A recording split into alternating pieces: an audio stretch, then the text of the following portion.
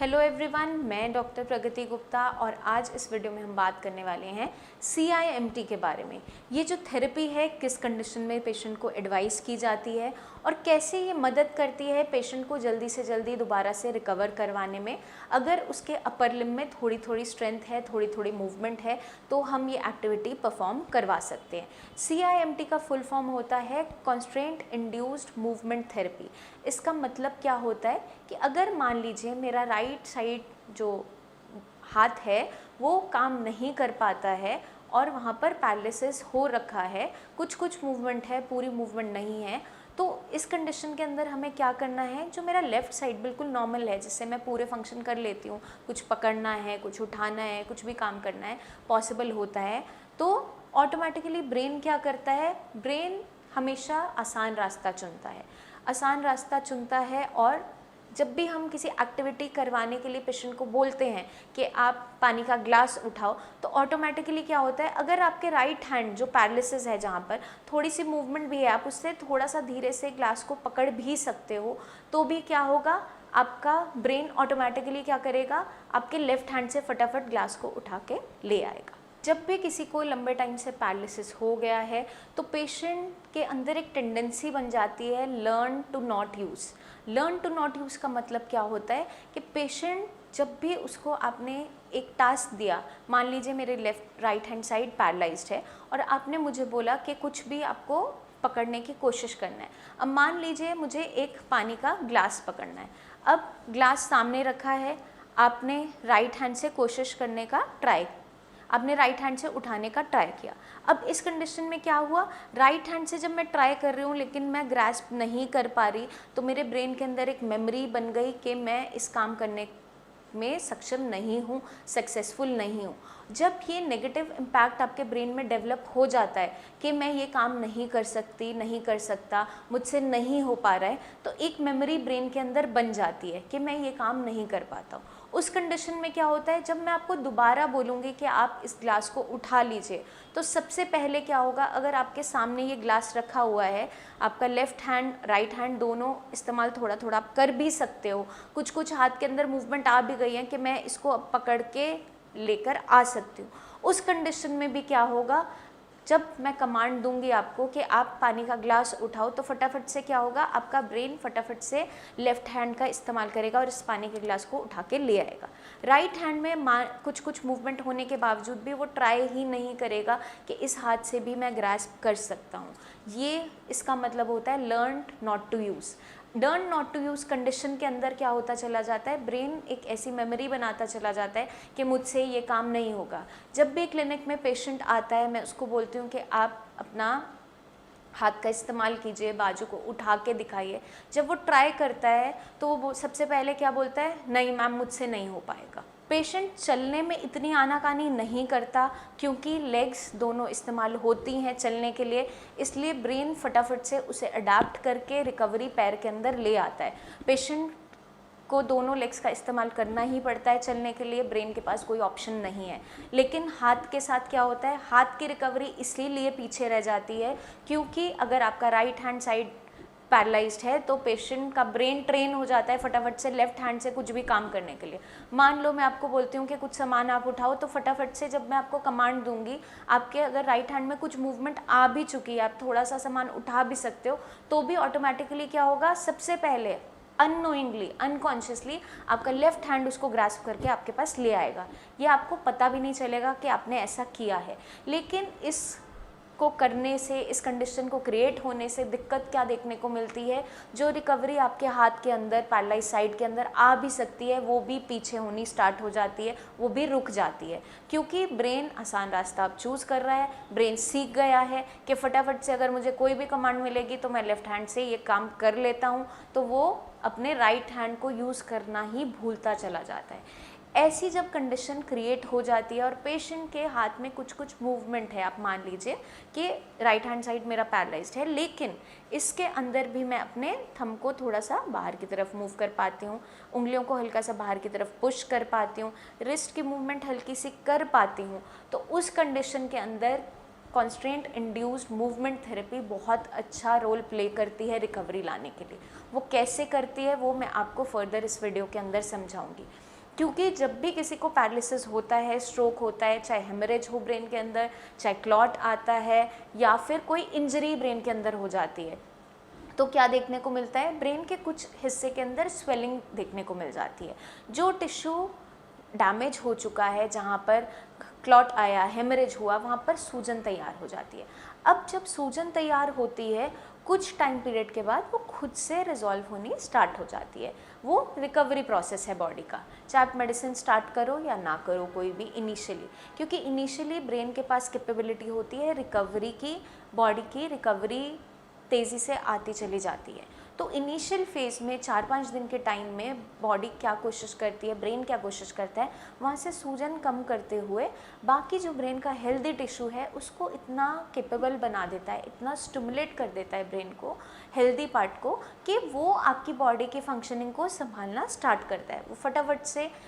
अपने बीच में कनेक्शंस बनाना स्टार्ट करता है, सिग्नल भेजने लगता है, जो आपके न्यूरॉन्स हैं बाकी हेल्दी है वो आपस में कनेक्शन बनाने लगते हैं, साइनाप्स बनाते हैं और वहाँ से कंडक्शन दोबारा से हाथ की तरफ स्टार्ट करते हैं, पैर की तरफ स्टार्ट करते हैं, जो मूवमेंट नहीं हो पा रही है उसको करने की कोशिश करते हैं। इस प्रोसेस के दौरान अगर हम पेशेंट को अच्छे से सपोर्ट करते हैं एक्सरसाइजेस के साथ, मेडिसिन के साथ, तो पेशेंट बहुत जल्दी रिकवर कर जाता है। अब अक्सर जो गलती की जाती है या पेशेंट जो सीख जाता है, अडाप्ट कर जाता है, वो क्या होता है,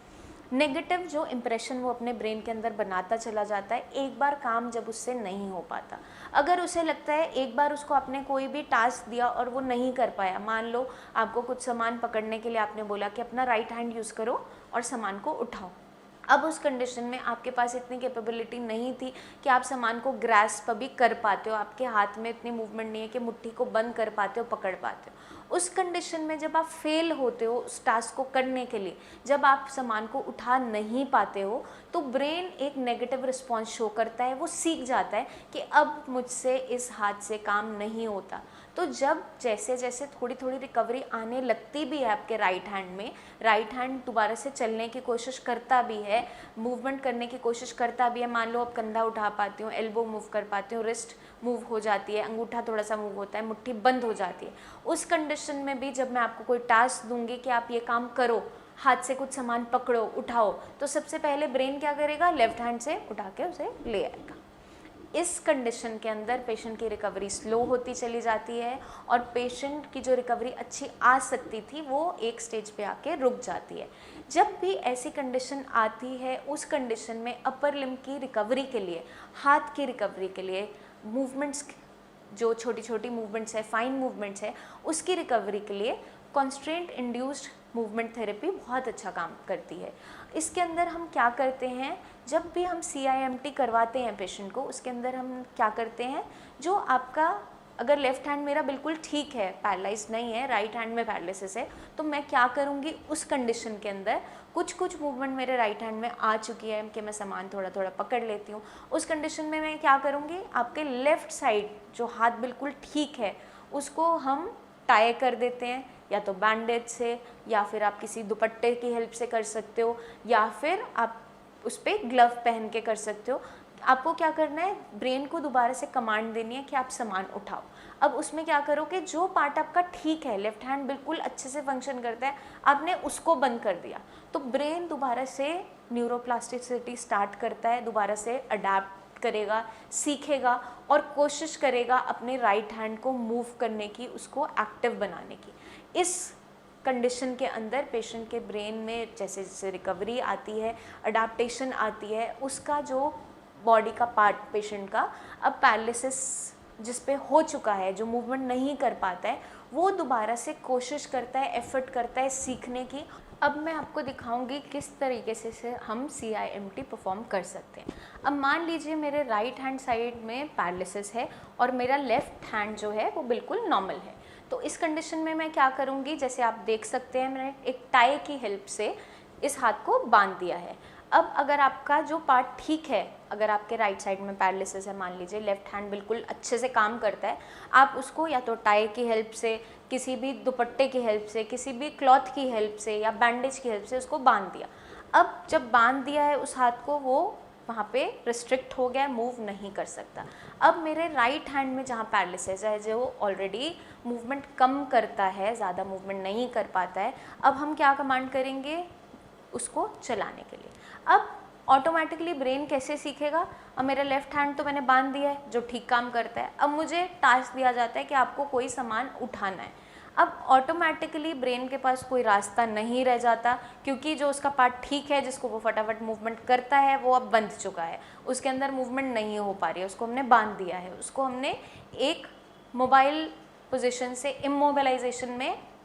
कर दिया है, अब वो मूव नहीं हो सकता। अब इस कंडीशन में जब आप पेशेंट को कमांड करते हो कि आप अब सामान उठाओ, या आपके आगे कुछ पेन रखा है उसको उठाने की कोशिश करो, कोई पेपर रखा है उसको उठाने की कोशिश करो, तो उस कंडीशन में क्या होगा, ब्रेन ऑटोमेटिकली दोबारा से कोशिश करेगा, अडाप्ट करेगा अपने राइट हैंड से काम करने की। ये उस कंडीशन में हमें पेशेंट से करवानी है CIMT थेरेपी, जब पेशेंट के हाथ में कुछ कुछ मूवमेंट्स हो। उस कंडीशन में आप ये थेरेपी इस्तेमाल नहीं करेंगे जहाँ पेशेंट का हाथ बिल्कुल भी मूव नहीं कर रहा है। जहाँ पेशेंट के शोल्डर में थोड़ी स्ट्रेंथ है, एल्बो थोड़ी मूव कर पाता है, रिस्ट थोड़ी थोड़ी मूव कर पाता है, अंगूठा मूव कर पाता है, फिंगर्स में हल्के हल्के मूवमेंट है, जहाँ लगता है कि पेशेंट को आप पुश करने से, सिखाने से दोबारा से ये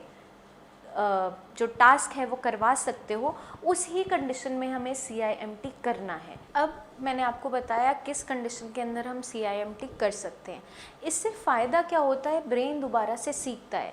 पैर बाय डिफ़ॉल्ट जल्दी ठीक हो जाता है, क्योंकि बिना दूसरी लेग को यूज़ किए एक लेग की हेल्प से हम नहीं चल पाते हैं, तो पेशेंट का ब्रेन ऑटोमेटिकली जल्दी सीख जाता है चलना। अब हाथ की रिकवरी इसीलिए लोगों में पीछे रह जाती है। जितने भी मैं पैरालिसिस पेशेंट से मिलती हूँ उनमें मुझे यही देखने के लिए मिलता है कि पैर तो अच्छा फंक्शन कर रहा है लेकिन हाथ में रिकवरी नहीं है। कुछ पेशेंट्स के अंदर मैंने हाथ में बहुत अच्छी रिकवरी देखी, पैर से भी पहले हाथ रिकवर हुआ। वो कौन से पेशेंट थे, जिनका या तो कोई ऐसा काम था, ऐसा ऑक्यूपेशन था जिसमें उन्हें बैठे रहते हुए हाथ का इस्तेमाल ज़्यादा करना है। जैसे कुछ पेशेंट शॉपकीपर थे, उन्हें सामान उठा उठा के देना था, तो वो जब कस्टमर को देते थे कोशिश करते रहे बैठे बैठे, क्योंकि चलने में ज़्यादा एफर्ट उन्होंने नहीं लगाया, तो उन पेशेंट के अंदर क्या देखने को मिला, हाथ जल्दी रिकवर कर गया, क्योंकि हाथ को हमने बार बार काम करवाया, बार बार सिखाया, तो हाथ जल्दी ट्रेन हो गया। अब सब पेशेंट्स में ऐसा देखने को नहीं मिलता, क्योंकि कई बार पेशेंट ऐसे भी आते हैं, जब मैं उन्हें बोलती हूँ अपनी बाजू उठाओ तो बोलते हैं नहीं मैम हमसे नहीं उठेगी। जब मैं उन्हें बोलती हूँ आप दोबारा ट्राई करो, थोड़ा फोकस करो, तो क्या देखने को मिलता है, वो थोड़ी सी मूवमेंट करते हैं, लेकिन वो पहले ही ठान लेते हैं कि मुझसे ये नहीं होगा, मुझसे हाथ से कोई भी मूवमेंट नहीं होगी, मैं सामान नहीं उठा पाता हूँ। तो ये नेगेटिविटी अपने ब्रेन में नहीं आने देनी है। इसलिए मैं अपने जितने भी पेशेंट्स हैं उनके केयर टेकर से खास एक रिक्वेस्ट करती हूँ, पेशेंट को इनिशियली आप वही एक्सरसाइज करवाइए जो वो कर पाता है। आपने कोई भी टफ़ एक्सरसाइजेस एकदम से पेशेंट पे इम्पोज नहीं करनी है। मान लो पेशेंट के हाथ में अभी फिंगर्स में कोई मूवमेंट है ही नहीं, तो आपने उसको बार बार सामान उठाने के लिए नहीं बोलना है। आपने इनिशियली थोड़ा सा कोशिश करनी है, उसके फिंगर्स को खोल के खुद से हल्के हाथ से उससे कोशिश करवानी है कि आप अंदर की तरफ उसे बंद करने की कोशिश करो, थोड़ा सा पुश करो बाहर की तरफ, कोशिश करो खोलने की। तो पहले हम फोकस क्या करेंगे, मुट्ठी खोलने बंद करने में कोई ना कोई एफर्ट लगना स्टार्ट हो जाए, उसके बाद ही हम पेशेंट को बोलेंगे कि आप सामान को उठाओ। अगर हम इनिशियली हाथ की एक्सरसाइजेस जो ज़रूरी थी फिंगर्स को खोलने के लिए, बंद करने के लिए, जैसे आप मान लो स्माइली बॉल आती है हाथ में, बंद करके आप खोलो बंद करो, पेशेंट का एफर्ट लगवाओ, उससे पहले ही अगर मैं पेशेंट को बोलूँगी आप फटाफट से पहले सामान उठा के इधर लेके आओ, जब पेशेंट से वो काम नहीं होता है तो पेशेंट के ब्रेन के अंदर एक नेगेटिव मेमोरी उसकी बनती चली जाती है और पेशेंट